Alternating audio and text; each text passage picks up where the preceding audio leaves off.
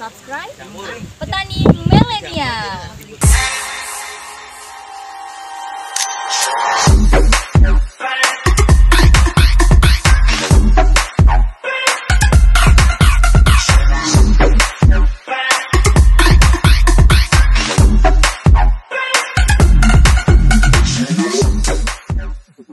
Oke, salam satu duri. Bertemu lagi guysku dengan channel Petani Milenial.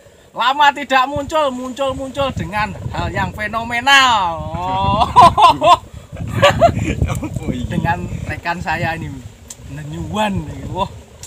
Ini saya hampir pensiun jadi YouTuber.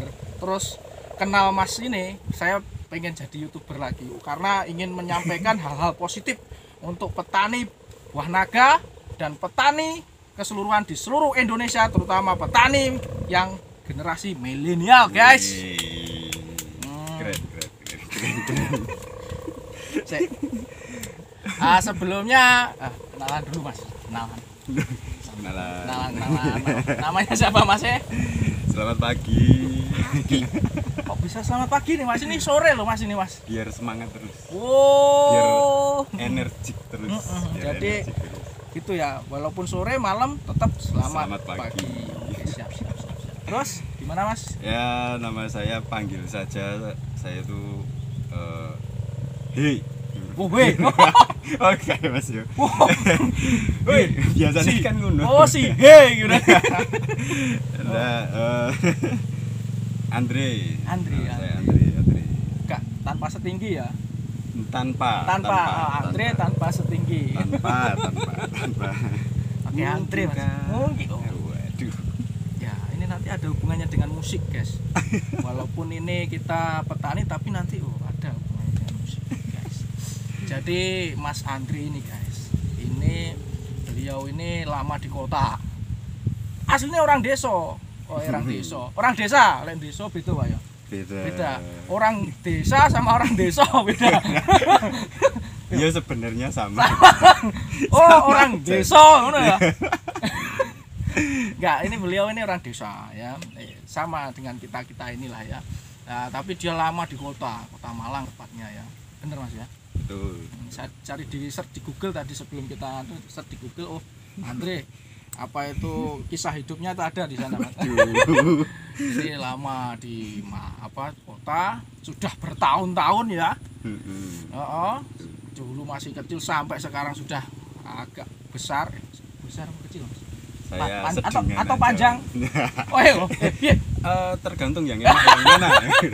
Yang enak yang mana ya wis itu aja gitu.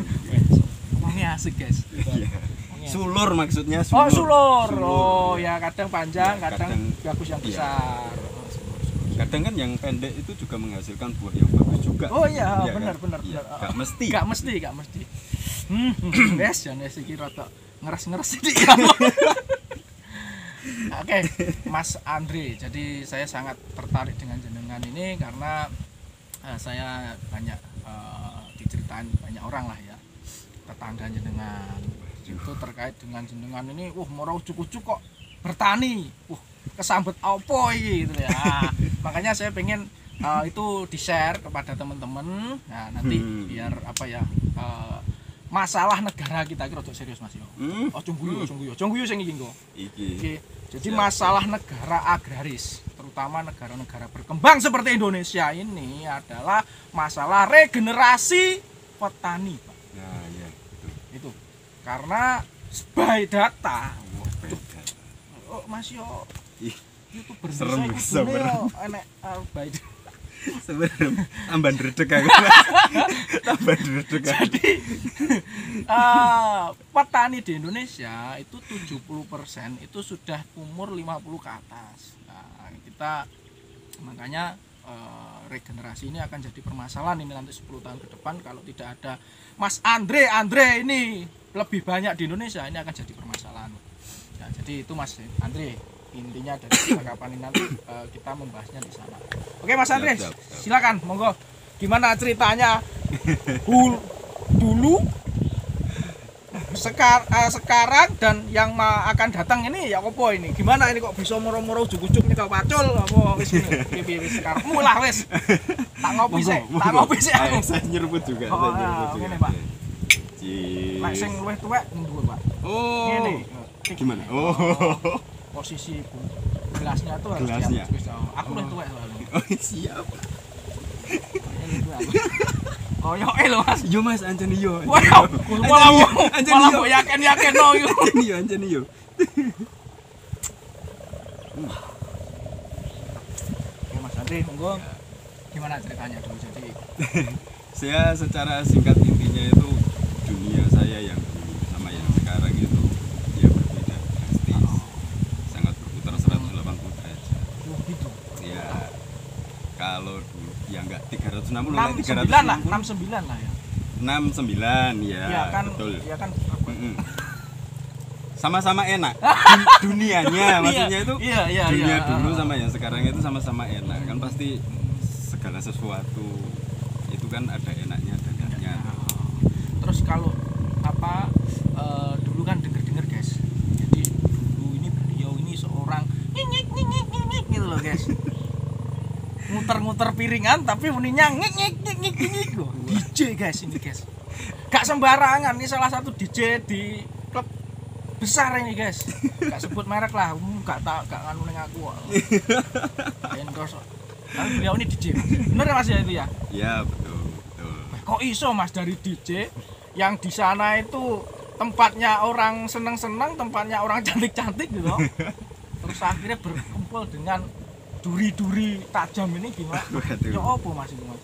Gini Mas, jadi kalau ngomongin masalah itu memang kayaknya sekarang udah waktunya itu aja sih menjalankan kewajiban yang lain. Oh gitu ya. Kalau dulu kan masih nuruti ini passion. Passion. Jadi aku kan memang sukanya itu di musik. Oh.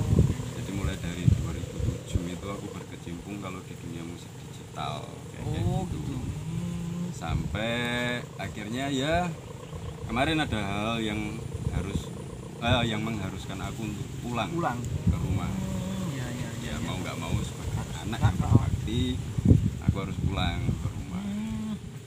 Ya memang kalau dulu itu kehidupannya itu lebih apa ya, sesuai dengan passion kan pasti menyenangkan juga. Oh, menyenangkan. Pasti menyenangkan juga. Jadi kayak kerja ya cuman berapa jam. Terus wis langsung uangnya ya. banyak gitu. Ya enggak juga. Kumpulannya cewek-cewek cantik. Waduh, ya enggak juga. Enggak juga, cuma manis. Enggak, tapi ngomong-ngomong suaranya kok kayak orang-orang motivator ya Mas. Waduh. Siapa itu Pak Mario Teguh ya kalau nggak salah ya. Suaranya tuh kayak kesana. Mario Teguh. Oh ya, jadi terus harus pulang, terus kemudian kok harus milih tani kan bisa ya, di desa pun kita kan bisa milih apalah ya yang lain. Gimana Mas ceritanya? Oh iya, itu dulu awal-awal mau pulang itu bapak kan udah cerita gitu.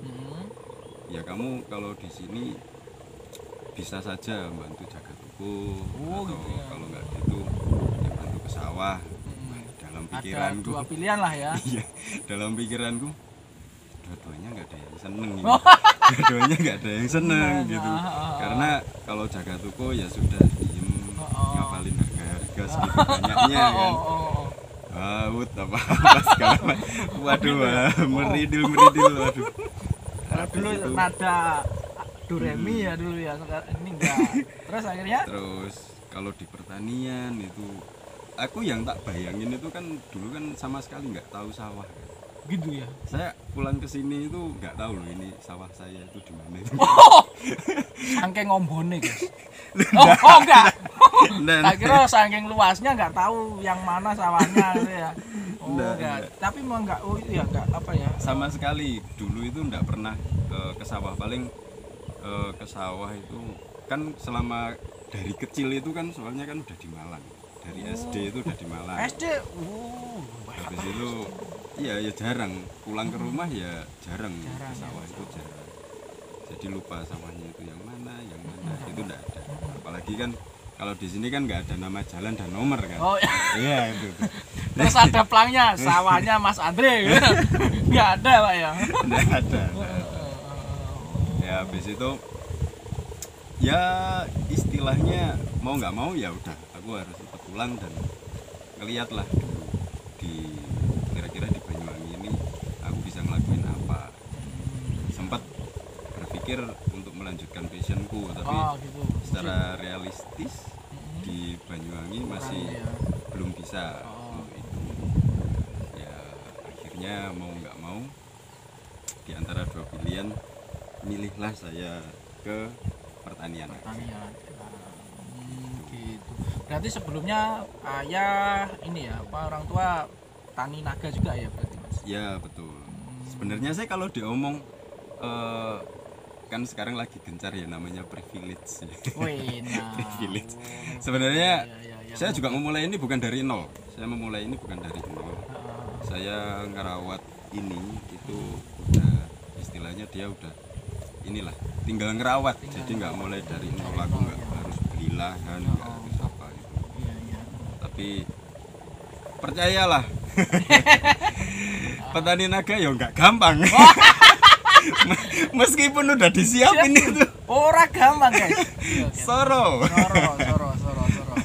Oh gak roso ya guys. Soro. Ngombe kopi dhisik guys. Nah, sekarang pertanyaan saya Mas kan kalau naga ini kan ya apa memulai kan ya soro ya. Bukankah musik itu juga yang nggak mudah kan ya? Gimana? Betul. Memang. Jadi ada beberapa orang yang memang ngomong lapo sih tani, lapo sih nang kono ae lho, balik maneh kan penak gitu. Cuman satu sisi ya aku harus menjalankan kewajiban karena kan bapak sekarang kan sendirian. Jadi aku harus menemani bapak di sini yang sendirian, bantu bapak. Akhirnya mau nggak mau aku harus memberdayakan apa yang sudah ada di sini dan aku maksimalkan. Kalau diomong enak nggak enak sama-sama sih, ada yang nggak enaknya. DJ pun itu nggak cuman sekedar muter musik, nyambung lagu dan lain-lain, tapi otak harus dan hati harus dipakai. Tetap itu. Jadi nggak bisa tetap nggak bisa asal-asalan. DJ juga berat, sangat berat. Resikonya sangat besar juga. Sangat besar sama. Jadi intinya apapun yang kita lakukan tuh ada resiko, ada hal yang harus diperjuangkan, nggak mudah-mudah banget guys. Kecuali kamu ini anaknya siapa Korun itu.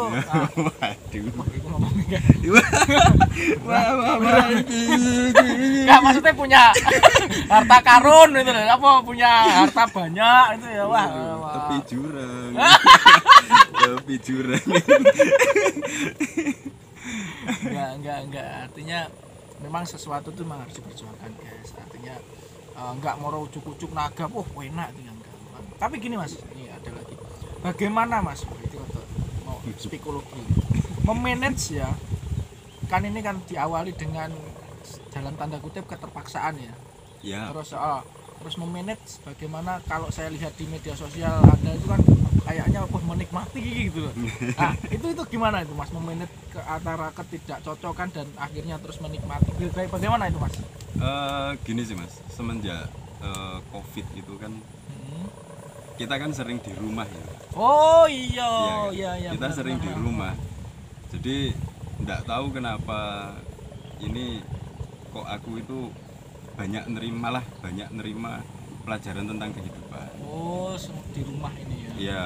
Kamu berdiam ya. Iya. Jadi aku sih berpikirnya ya udah inilah yang namanya fase kehidupan sih. Fase kehidupan dan yang namanya kebahagiaan itu bisa kita ciptakan sendiri. Wah. Biar. Aku percayanya di situ. Yang namanya bahagia itu beda dengan kesenangan. Kalau kesenangan itu mempunyai syarat, kalau kebahagiaan itu tidak bersyarat. Rungono.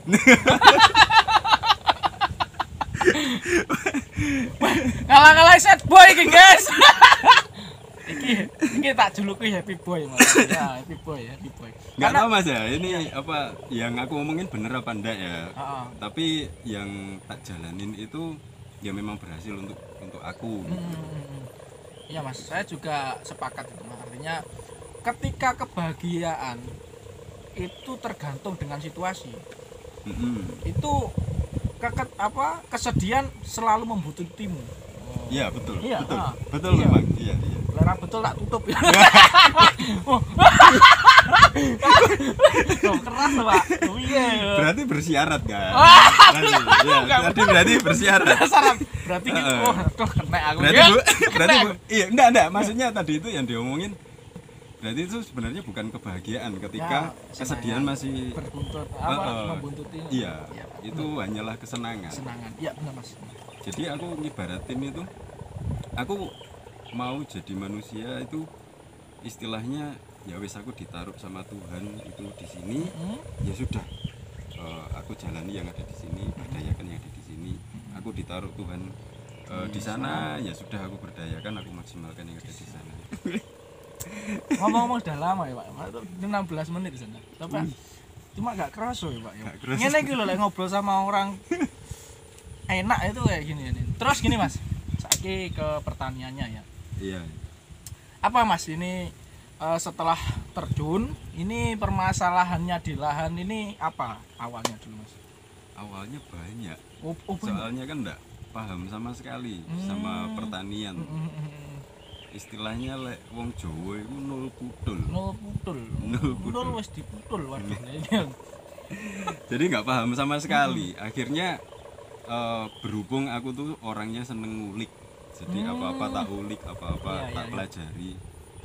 Dan kebetulan juga seneng ngulik tanaman juga kayak gitu. Sebelum ini berarti sudah seneng juga tanaman. Ya kayak gitu. Habis itu ya sudah belajar dari YouTube. Ya terus ketemu channel Tani Milenial. Channelnya siapa itu Mas? Waduh gak paham. Oh gak jelas itu ya. Kayaknya tak pateni ya Mas gitu. Iya. Kita kenalnya di sana memang ya di channel. Betul. Ya, Mas. Ya betul. Kenalnya di sana. Habis itu ya awal di sini itu sempat protes, pasti protes lah. Iya, pasti itu Mas. Saya cerita gak iso tangiawan, ya. Oh, kalau dulu kan bangun kan bisa bangko. Iya, karena kan malam kerjanya malam. Malam kayak gitu. Sekarang bangun harus pagi-pagi ke sawah, kena terik matahari. Wah, biasanya ngasean itu. Iya. Tapi ngomong-ngomong saya tetap putih kok, tenang saja. Waduh. Tenang, ceweknya ya. Skincare-nya berhasil, guys. Tapi Mas, mau tahu skincare-nya apa? MS toh. MS. Gak Mas, kelarangan. Oh, kelarangan. Viva. Waduh. Iya. Masalahnya banyak Mas ya. Yang jelas Banyak. Mas. banyak ya. Banyak Ya. banget. Belum dari mentalnya. Betul. Dari di lahannya juga ini. Tapi tak lihat ini lahannya termasuk diar ini Mas. Waduh, Ini. masih belum. Ini diar ini. Saya pikir ya untuk kelas pemula ini. Diernya ini morat marit. Dier morat marit. Tapi untuk Belum, Mas. untuk orang yang baru berapa bulan sih ini Mas? Ini belum 1 tahun. Belum 1 tahun ya. Belum 1 tahun Mas, ya, ini sudah. 10 bulan. Ini sudah apa ya? Kalau saya lihat saya mati wah ini sudah kelasnya ini bagus Mas. Lumayan lah.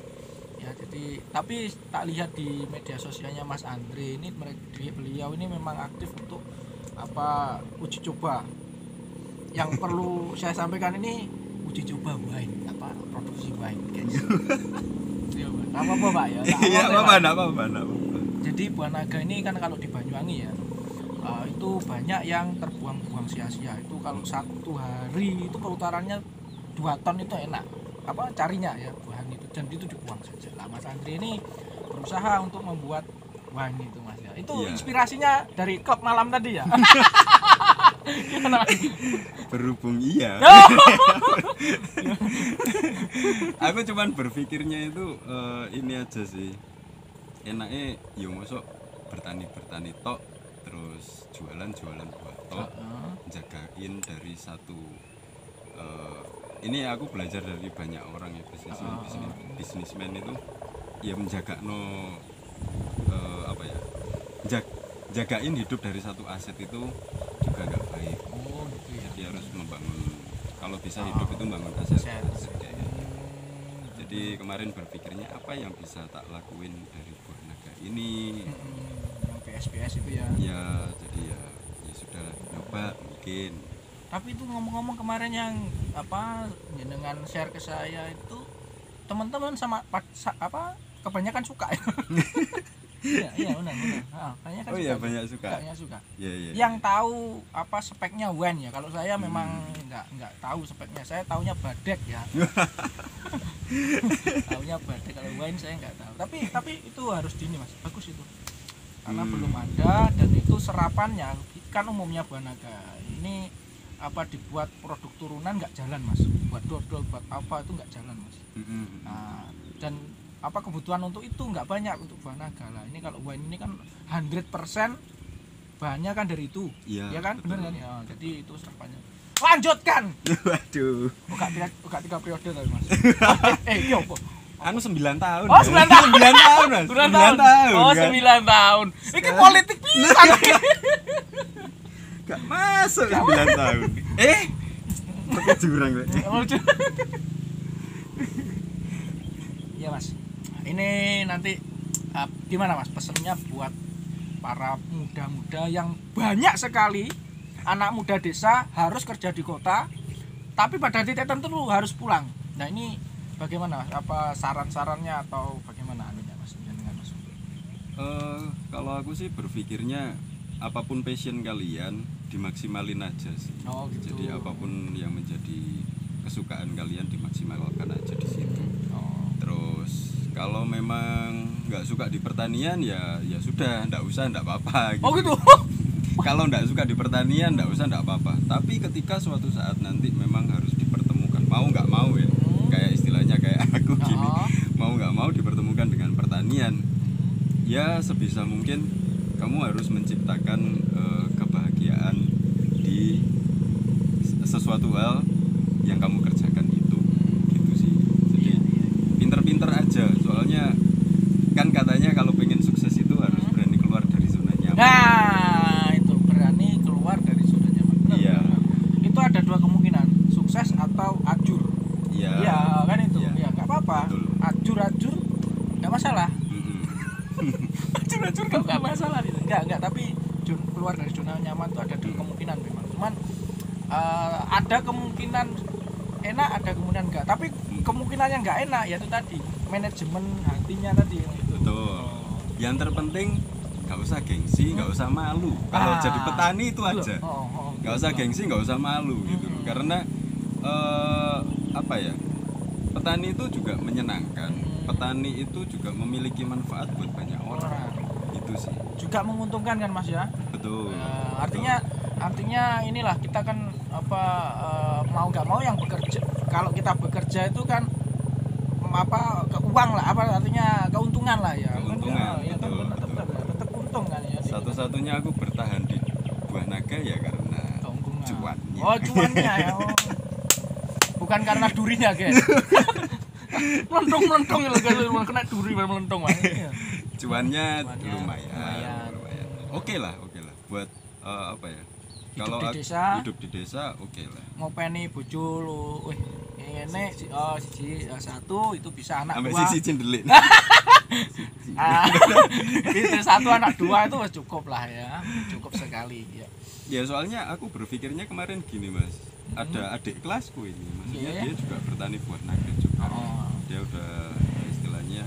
Ini kalau diomongin masalah ininya ya, ini bukan iming-iming tapi ini realita lah ya. Iya, realitanya memang adik kelasku itu yang lebih muda dari aku juga punya anak 2, bisa membangun rumah juga dari naga, dari buah naga kayak gitu.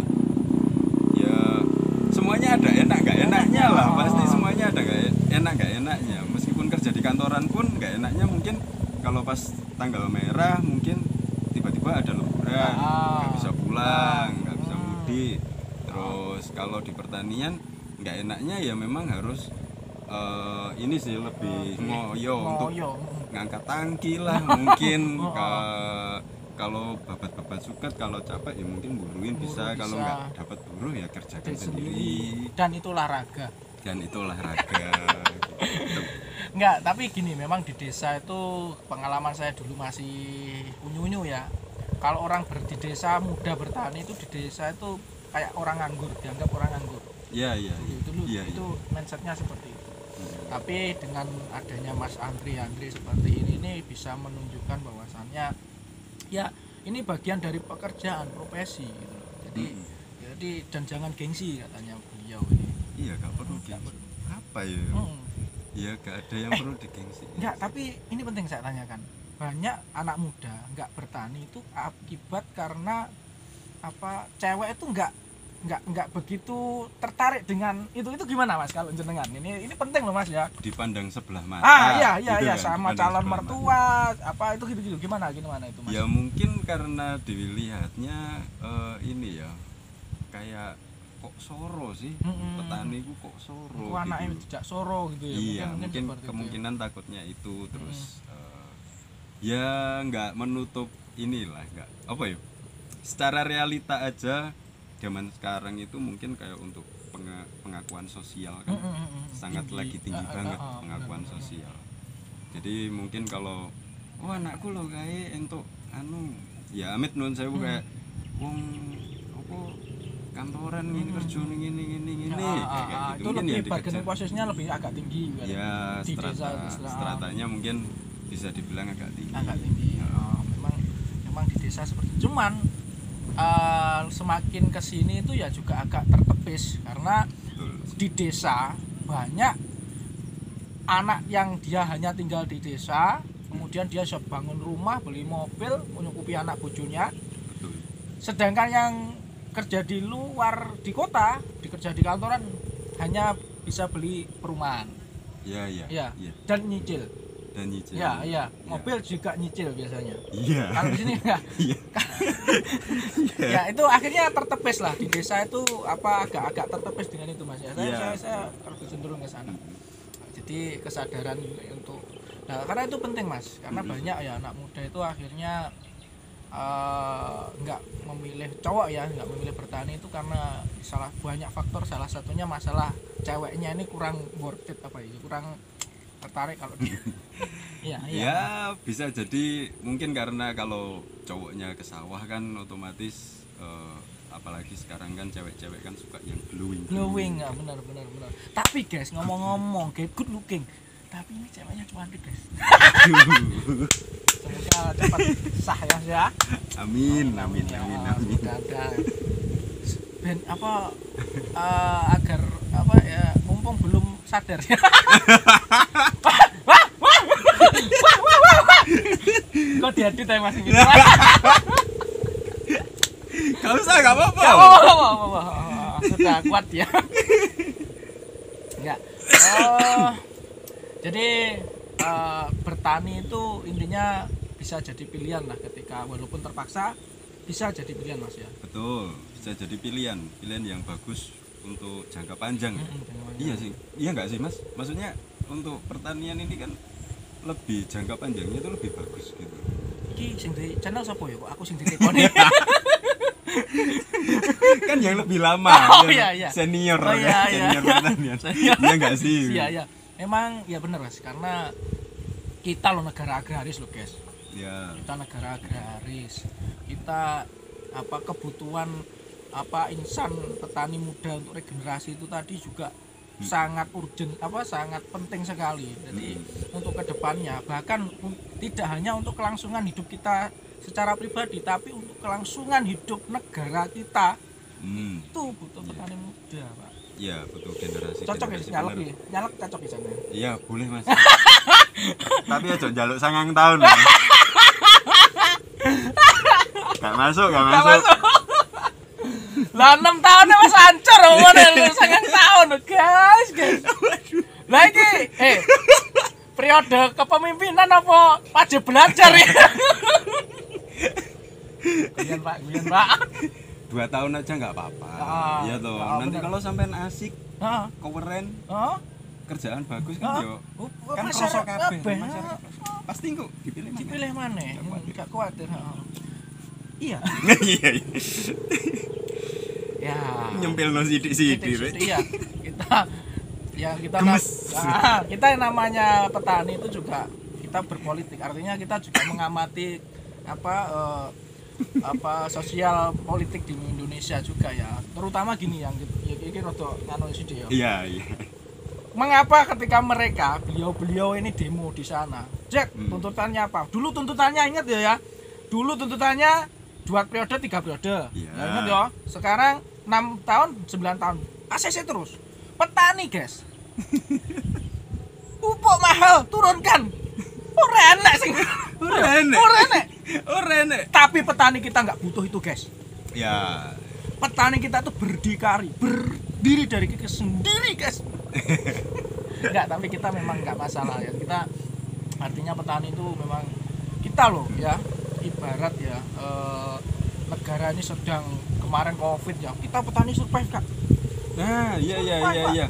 Aku lihat di beberapa YouTube itu, makanya kenapa kok aku tadi ngomong bagus untuk jangka panjang itu, dan aku lebih memilih ke pertanian. Ya kemarin kan kerasa kan, aku Covid, ya dengan bekerja semacam itu di dunia malam, otomatis kan macet itu selama beberapa bulan bahkan tahun itu. Habis itu aku tanya-tanya nih, ya apa pertanian Pak? Aman. Oke. Aman. Dia digoncang. Lah kalau apa jenis anu lain ya, apa kena ada flu aja itu sudah berdampak. Lah kita ada flu ya alhamdulillah aman, tetap aman lah kita. Posisi aman. Jadi pertanian untuk jangka panjang ini masih walah oke. Apalagi pertanian di kita memang potensi kita di Banyuwangi ini banyak guys. Sehingga kayak petani milenial ini pakai kempengan guys. Mungkin untuk penonton biar nggak salah paham, kita ngobrolin pertanian kayak gini bukan merasa bahwa pertanian itu adalah profesi yang paling baik ya di antara profesi lain, enggak. Tapi kita cuman pengen ngasih tahu bahwa bertani itu nggak buruk. Pertani itu nggak buruk. Bener. Seriusan nggak buruk. Bener, aku ngerasain sendiri, maksudnya dari aku yang kerja di dunia malam ya, di ASEAN wis. Mari ngono turu enak, joget-joget, musik-musik. Ngombene enak misal. Setelah di pertanian, wah, yo nyeneng no. Menyenangkan. Jadi nggak buruk lah ya. Nggak buruk. Artinya ini maksudnya gini loh, guys-guysku ya. Jadi teman-teman yang nanti misalnya di kota terus terpaksa harus pulang itu ya nggak usah galau-galau banget. Ya. Ada potensi kayak pertanian seperti Mas Andre. Saya sebenarnya poinnya pengen ke sana sih, untuk saya tertarik dengan Mas ini yang itu karena itu tadi. Jadi wes ojo bingung-bingung ning desa iku iso kita berkarya ning desa itu. Ya, kalau kita terpaksa harus di desa, balik ke desa lagi. Betul. Loh, betul. Ya. Apa aja bisa bisa dikerjakan itu. Dan menguntungkan dan dapat dinikmati gitu loh. Oke, terima kasih Mas Andre ya. Saya mungkin sama-sama. Ini part pertama, nanti ada part berikutnya karena terkait dengan budidaya yang di sini masih belum ya kita ini ya kita sentuh. Iya. Nanti ada part yang kedua di tempat yang sebelah sana yang asik gitu ya. Oke. Siap. Namanya seniman ya, tempatnya ini asik-asik lah ya. Oke Mas, ini yang terakhir pesan buat teman-teman petani muda di Indonesia. Apa Mas pesan-pesannya Mas? Iya, ini aja sih. Ya seperti yang itu tadi tak sampaikan, dalam pekerjaan apapun kita itu hebat di dunia kita masing-masing kan. Yang pasti itu kita itu hebat di dunia kita masing-masing. Yang terpenting kita tetap maksimalkan dan memberdayakan secara maksimal apa yang ada di sekitar aja gitu. Nggak usah terlalu nuntut dengan berbagai banyak persyaratan. Akhirnya ya kita nggak bisa ngapa-ngapain gitu aja. karena aset yang terbaik itu adalah sebenarnya ya diri kita. Iya. Otak kita. Kita punya otak, kita punya hidung, punya mata, tangan, telinga, Itu aset. tangan. Aset, itu aset. Oke, terima kasih Mas Andre. Mudah-mudahan kita bisa bertemu lagi di part berikutnya. Dan kita sukses bareng-bareng di Buah Naga. Oke, kita beri salam kepada teman-teman kita. Salam satu duri.